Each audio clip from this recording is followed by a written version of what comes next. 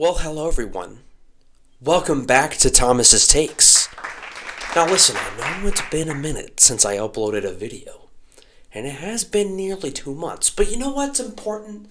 What's important is the present moment, and we are back better than ever. In today's video, we're going to be specifically talking about Dune Part 1, in reference to the Denis Villeneuve adaptation of the Frank Herbert novel Dune. Now, the way that I'm going to do this is I'm going to be splitting this up into 2 different videos. So, this video is going to be talking specifically about Dune Part 1, and then my following video, which will probably be released within the next week or 2, will be discussing Dune Part 2.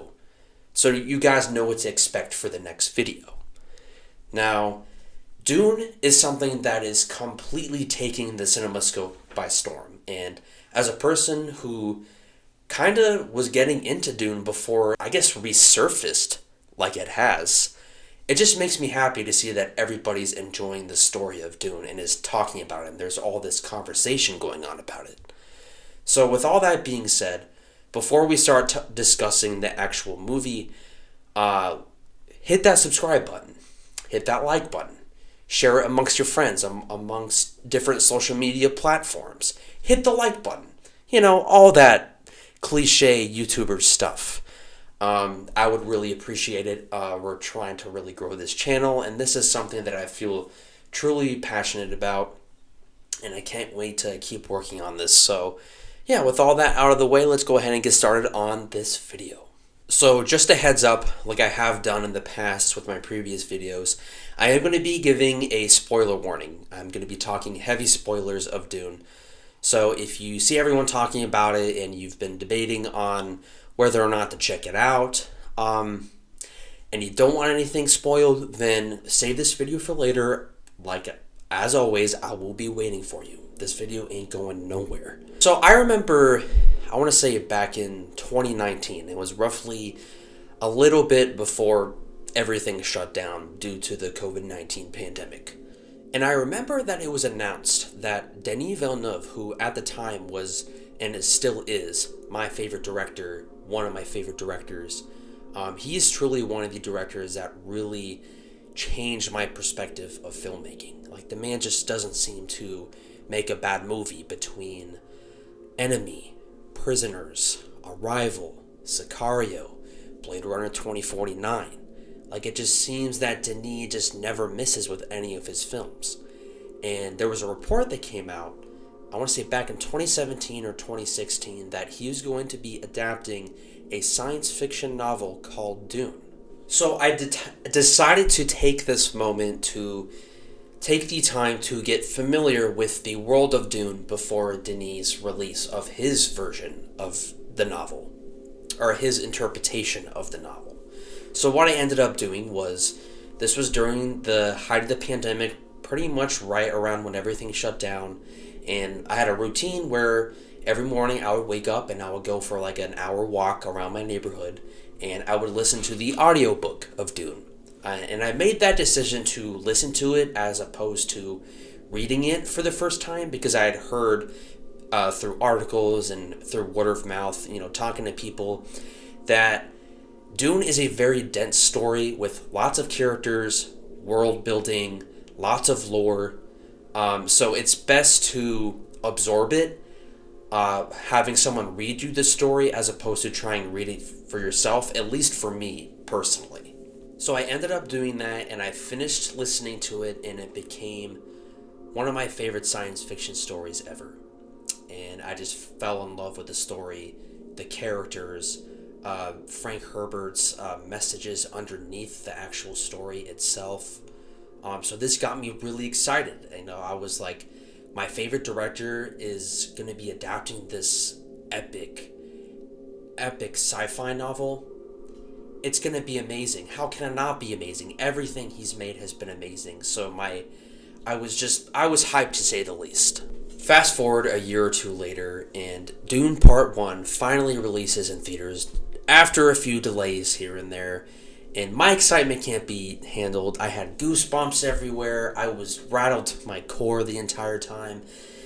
the seats were rumbling due to like the sound design of specific things that I'm gonna get to in a moment.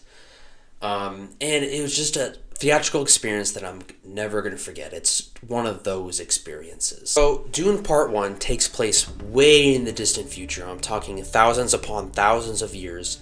And it starts off with the Duke Leto Atreides, who is the ruler of Caladan and the head of House Atreides.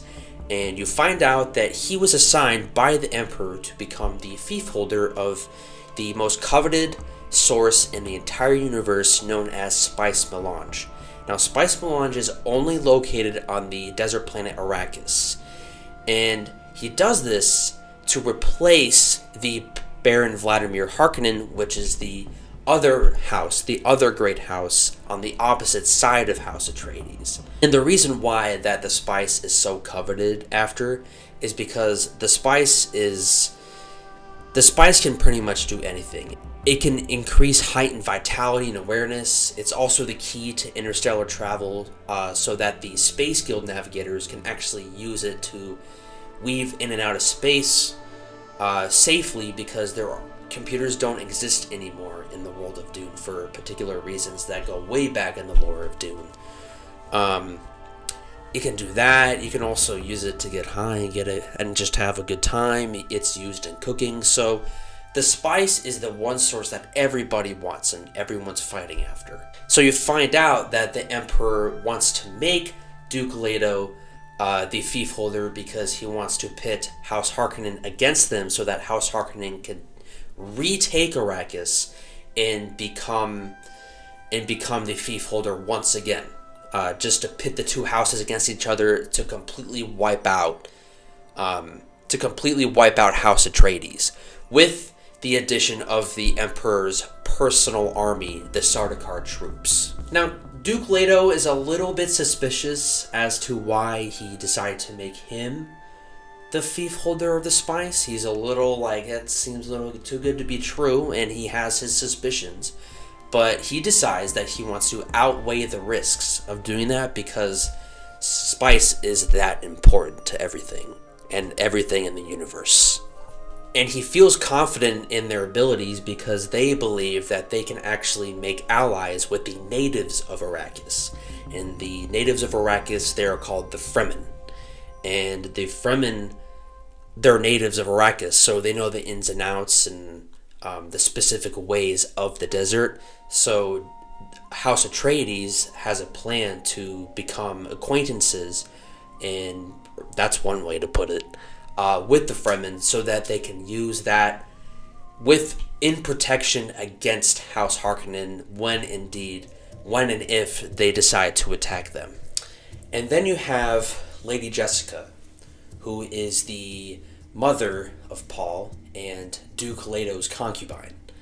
And she's played by Rebecca Ferguson, and Lady Jessica is a member of what's known as the Bene Gesserit Sisterhood. And the Bene Gesserit Sisterhood are these group of women who possess these powers, these physical and mental powers. And you actually see one of the very first scenes in Dune Part 1 is Lady Jessica and Paul. She's telling him to use the Voice. And the Voice is one of the many powers that the Bene Gesserit have, where you can essentially mind trick somebody. Where do you think the Jedi mind trick comes from? So there's that scene early on. So essentially the Bene Gesserit are a little bit upset at Lady Jessica because they wanted her to bear a daughter and not a son, because it's an exclusive sisterhood. So they're a little upset at her for bearing a son instead of a daughter. So what ends up happening is you have the Reverend Mother who comes down to where they live in Caladan, and she performs something called the Gamjabar test on Paul to see if he can withstand the pain and if he's essentially worthy enough of becoming the Kwisatz Haderach, which is basically like the chosen one. And the Gamjabar scene, this particular scene, so when the Bene Gesserit ship is landing on Caladan, the way that it's shot is very spooky, because one thing I really appreciate about Denis is that for Dune in particular, it's that yes, it's technically like a blockbuster type film, but at the same time, it doesn't feel fake in terms of the lighting and the sets. Everything feels gritty and almost grounded in realism, even though it's in this fantastical world, in this sci-fi sort of like universe. The Bene Gesserit ship is coming down and it's landing, and it's so dark, and you can only see the crevices of light poking through certain parts of the ship, and it really reminded me almost of like Close Encounters of the Third Kind, or like E.T., like when the ship was coming down. It felt very much out of this world. And when the Bene Gesserit were walking out of the ship and they were wearing their cloaks, it was just really creepy and really well done, with the addition of Hans Zimmer's score underscoring that particular scene. It was just all chef's kiss. So the Reverend Mother comes down and she's about to perform the Gamjabar test on Paul. And what the Gamjabar test specifically is that she has Paul stick his hand inside of this box, and she's holding this poison needle to his neck.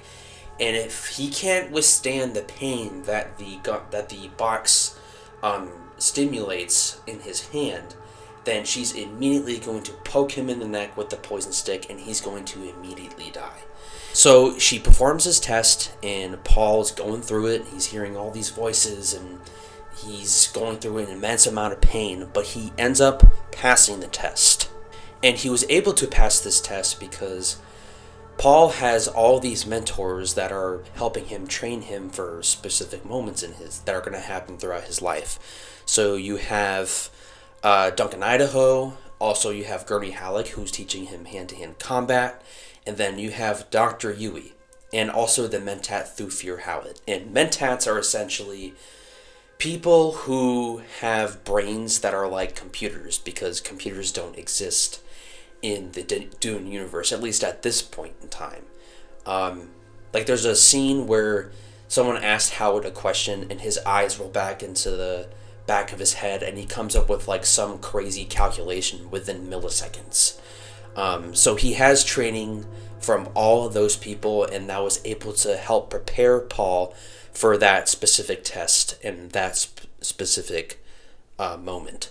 And before Paul walks into the room and he has the Gamjabar test happening, he actually tells Lady Jessica that he has been having these visions, or these dreams perhaps, and they're very dark dreams, and they're the kind of dreams where they feel almost real.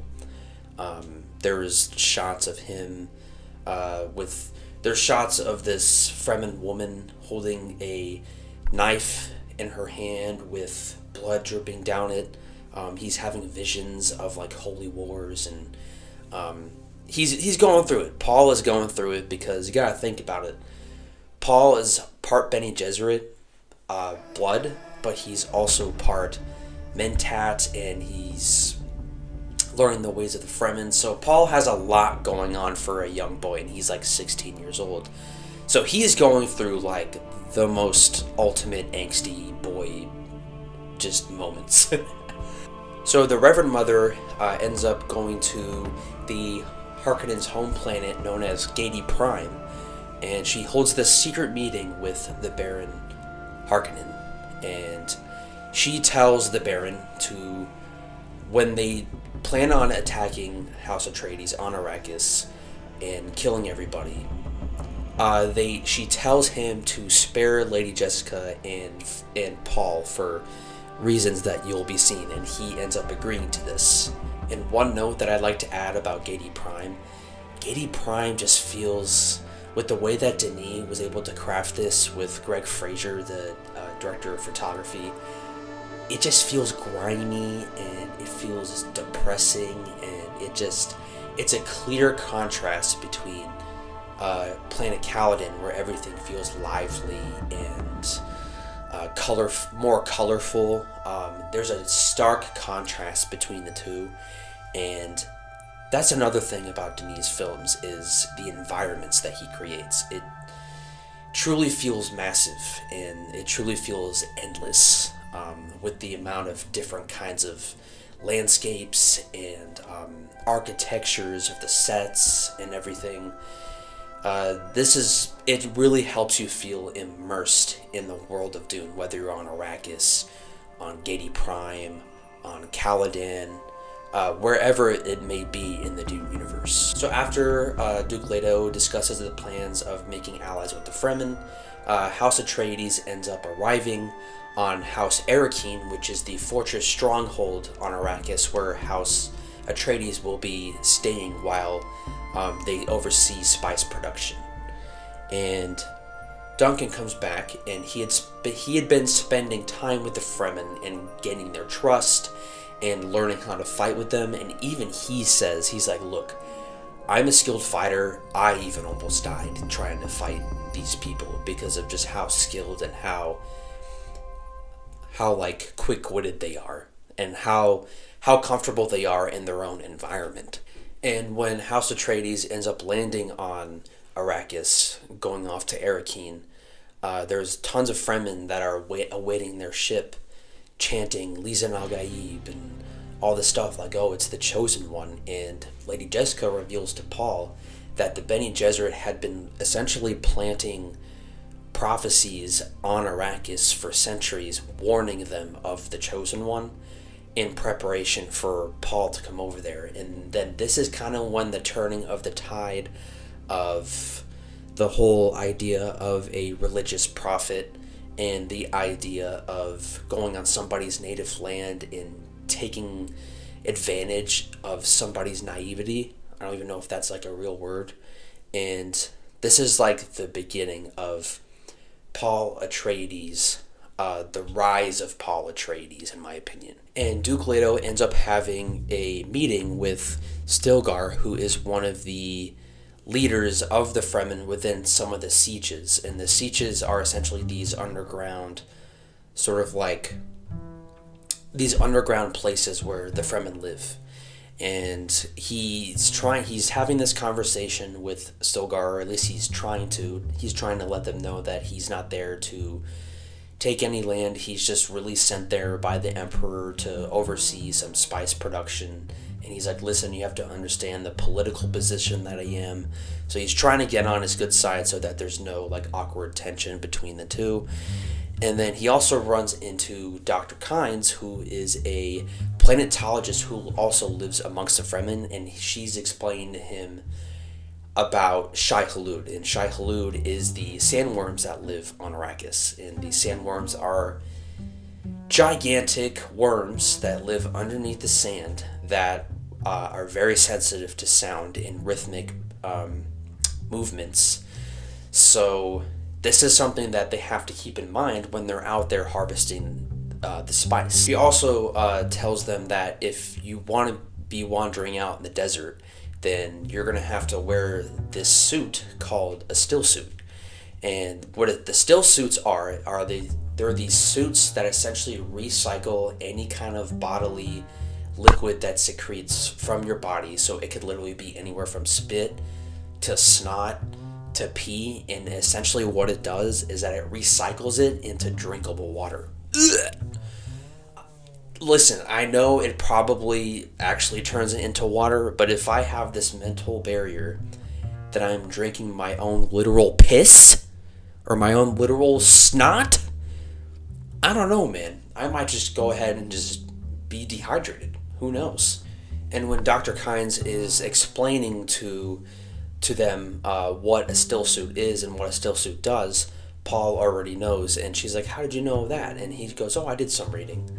Like, Paul tried to make sure that he was educated before arriving on Arrakis, so he didn't walk in completely blind. So Duke Leto goes out on a flight on these ornithopters, and these ornithopters, when I was envisioning them, when I was reading the book, it was like almost identical to what I pictured in my brain to what Denis had designed for his film.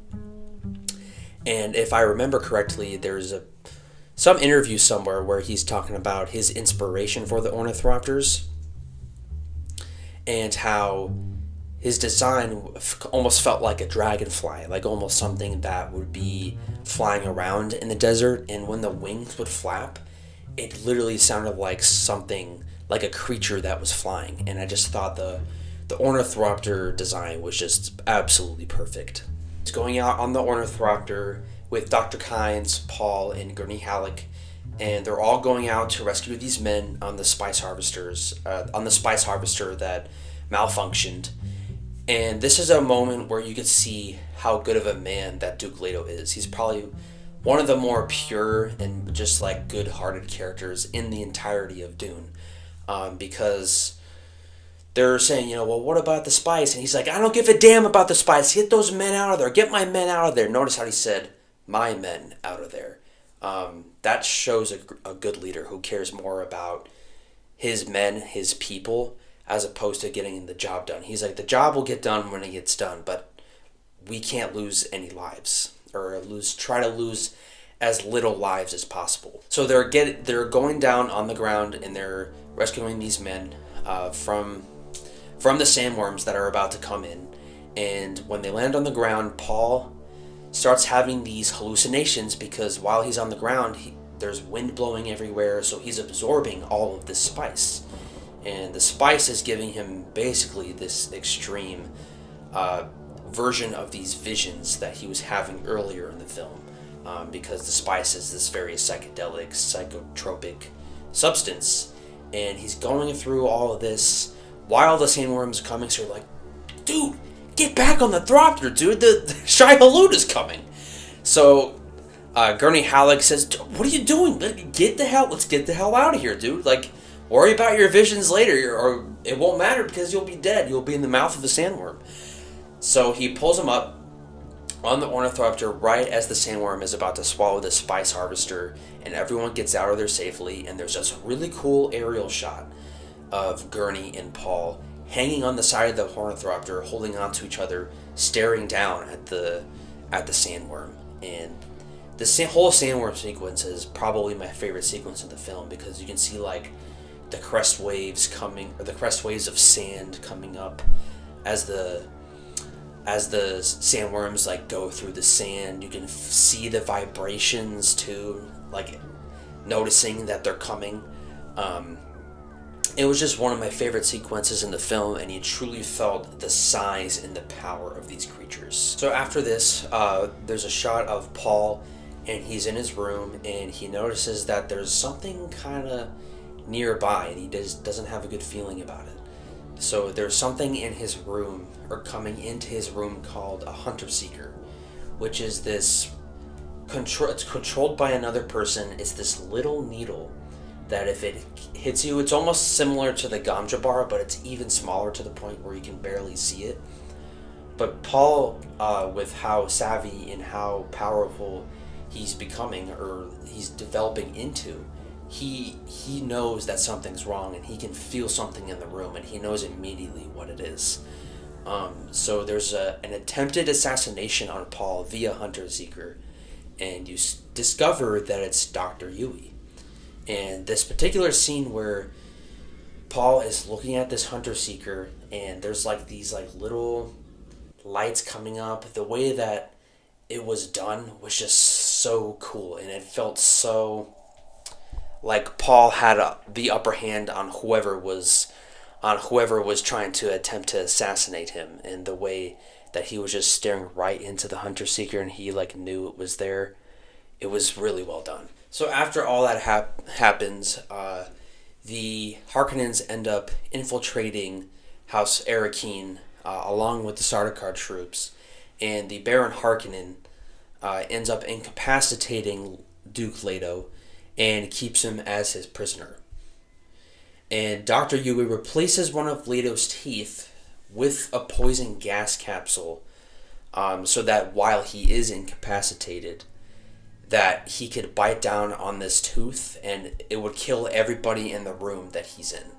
So you could see that Dr. Yui, like I referenced before, did not want to betray House Atreides or the Duke, because he thinks he's a good man, but he's got to do anything he can to get his wife back from the Baron Harkonnen. So pan over to the scene after the Baron ends up double-crossing Dr. Yui and kills him, giving him after giving him empty promises about bringing back his wife, Duke Leto is laying back on a chair, naked, can't move, can't do anything because he's poisoned or he's somehow incapacitated. And the Baron Harkonnen floats over to him, and I literally mean like he floats over to him, like he's so fat that he can't walk, and he actually has this like little cable that helps carry him around everywhere he goes. So he floats over to him, and the Duke Leto starts to mumble something. He's like, "What did you say?" And he bites down on the tooth, and when he bites down on the tooth, it ends up releasing this poison gas and fills the entire room with poison. And you think it would kill everybody, and it pretty much does kill everybody except the Baron. It killed mostly everybody, including Piter de Vries, which he's such a big character, but I loved Piter even in the books, and he's played by this really awesome actor that me and my girlfriend absolutely love. His name is David Dastmalchian. You probably recognize him from Prisoners. So it sucked that he died so quickly, but honestly, Dune is so much like Game of Thrones, where it's like if you grow attached to a character, they're going to be gone. So anyways, that was a little bit of a side note. So it kills everybody in the room except for the Baron, and it pans over to the corner of the ceiling, and he's curled up making these like like coughing noises. I'm like, it was really, really creepy and weird. Like, the Baron is just such a creepy character, and especially the way that he's portrayed in Denis' film. So before that sequence happened, so Paul and Lady Jessica were also being captured by the Harkonnens, and the Baron had arranged for them just to be dropped out in the middle of the deep desert. But while they're on this thropter, Lady Jessica and Paul end up using the voice to get their way out of that and end up killing the two guards that are on board, and they take control of the thropter. And even though he had betrayed the Atreides, Dr. Yui did leave them a Frem kit, which has a bunch of survival supplies in it for Paul and Jessica. And after Paul and Jessica get rid of their captors and escape and take over the thropter and find a place in the desert to kind of stay for the night, they actually go underneath the sand and are, coddling in for the night. And Paul just starts getting these crazy dreams again, these crazy visions of a holy war again. And it's getting so bad to the point where he actually ends up lashing out at Lady Jessica. He's like, "You made me a freak!" And this is really well done in the film, especially because when I was reading it in the book, because you can only imagine, it was only a matter of time before Paul flips out, because you're a teenage kid and you inherit all of these abilities. And it's almost like going through puberty on crack. That's kind of like how I like to see it. So that scene was really well done, and he knows, based off how everything went with the Harkonnens attacking Arrakeen and wiping it out and causing destruction and chaos, he knew that his father had perished. Even though he didn't see it happen, he could sense that it was happening. And they both break down, thinking about Duke Leto and what a great man he was, and it was a really well done scene. And after overtaking Arrakeen and Arrakis, the Baron orders his nephew Raban, played by Batista, to kind of like restart production of spice again, and to kind of like recoup the losses of the attack that they proceeded onto Arrakeen. And then Paul and Jessica are found again by Duncan Idaho and Leah Kynes. Paul relays the idea that he's going to plan on marrying the Emperor's daughter to kind of like overt the civil war that began because of the Emperor's orders, and because of the Emperor kind of like pitting the two houses together. And so he's thinking that if he's able to marry his daughter, that should put a stop to the war and put a stop to violence. So as they're about to escape and leave, there are some leftovers, if you will, some leftover or maybe additional Sardaukar troops that are coming in with laser guns in a very, very quiet way. Like the way that the Sardaukar troops approached, they came in very quietly. It was very spooky because they moved quickly like a mouse and moved as quietly as a mouse. So once they discover that the Sardaukar troops are closing in for one final attack on Paul and Jessica, Duncan Idaho, close friend of the Atreides, decides to stay back and try to fight off as many Sardaukar troops as possible to try to raise hell, to try to stall their path to try to kill Paul and Jessica. And he eventually ends up really sacrificing himself because there comes a point where he can only take on so many troops at a time. And he goes out swinging. Like, he just doesn't kill a couple. Like, he's fighting. Like, he's going until he absolutely cannot anymore. And in addition to that, Dr. Kynes, she attracts a sandworm using one of the thumpers. And the thumper is essentially this device that makes like a thumping noise to attract a sandworm. So she's trying to attract a sandworm so that the sandworm comes over and essentially eats the remaining Sardaukar troops to try to help Paul and Jessica escape freely. So she ends up calling the sandworm over, and she ends up being swallowed by Shai-Hulud as well. But the way she did it was that she knew she was also going down with the Sardaukar troops, and Paul and Jessica end up escaping. After a long time of traveling, Paul and Jessica end up getting into the deep desert, where they end up running into the group of Fremen, and they actually end up running into Stilgar, the Fremen from the Siege that was in the beginning talking to Duke Leto, played by Javier Bardem, was there, along with Chani, the Fremen woman that Paul had been seeing in his dreams or in his visions, were all there. And what ends up happening is that he keeps telling them, or they keep speculating whether or not he is the Lisan al-Gaib or the Chosen One. So what they end up doing is Jameis, one of the other Fremen that's in that group, challenges Paul to a duel to the death, essentially. And Chani keeps saying to him, is like, oh, I don't really know if you're the Lisan al-Gaib. She's like, don't worry, he's going to go pretty easy on you. He's a really good fighter, so I'm just going to let you know. She's like, she does not think that this scrawny little kid is going to be Jameis, who is a trained fighter. So what ends up happening is Paul ends up fighting Jameis to the death, and it's a pretty intense battle. Jameis is getting real passionate, saying, he's like, let's go! He's like trying to get into his head. But Paul, very, very skilled fighter, and he ends up killing Jameis in this battle. So that made all the Fremen realize, like, oh, maybe he is the Lisan al-Gaib. Maybe he is the Chosen One. It's because he was able to defeat this fire that they had come to know because they all lived together, and with the Fremen ways and how they do things. So Paul ends up killing Jameis, and even against Jessica's wishes, because Jessica was really trying to put Paul against joining the Fremen, he ends up joining the Fremen to fulfill his father's goal of allying with them to try to bring peace to Arrakis. And Dune Part 1 ends with Paul walking with the Fremen, walking right into the Siege. And that is the end of Dune Part 1.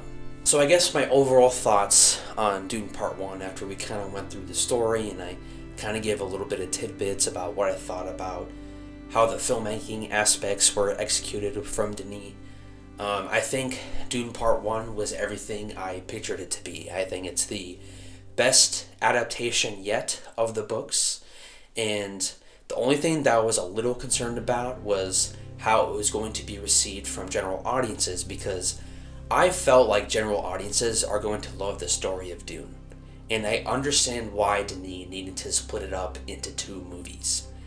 And I was a little worried that people were going to be like, oh man, that was it.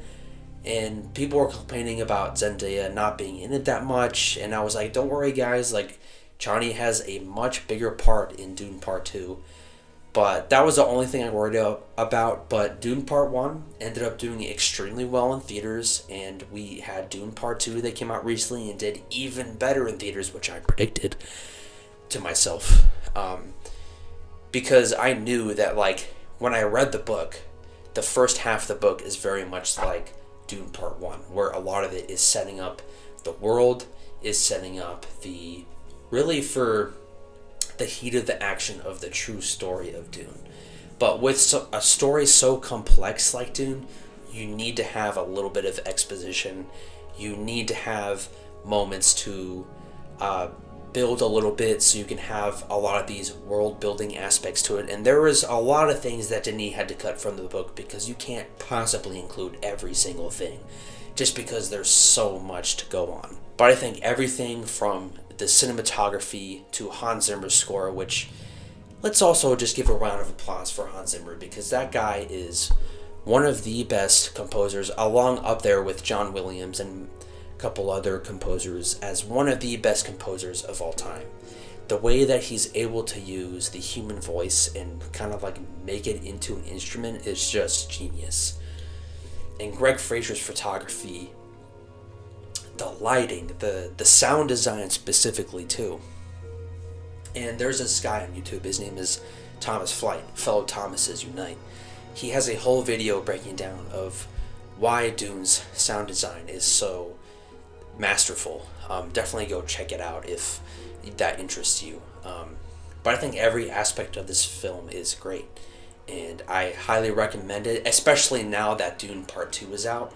So if you haven't seen any of the Dune movies, I feel like right now is actually a great time for you to watch these movies back to back, because at the end of Part 1, you're going to be like, oh man, you just know there's a lot more to come afterwards. So now, knowing that Dune Part 2 is out, if you watch them consecutively back to back, you're going to have an amazing time. Yeah, and that's pretty much the video for today, y'all. So I appreciate you sticking with me through this entire video. And remember, this is only Part 1 talking about Part 1.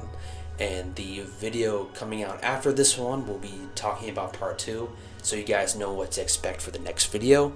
And yeah, thank you all for tuning in, and please don't forget to hit the subscribe button, hit the like button, share it with your friends on TikTok, Twitter, X, Facebook, any kind of social media platform. And thank you again for spending some time with me today, and may thy knife chip and shatter.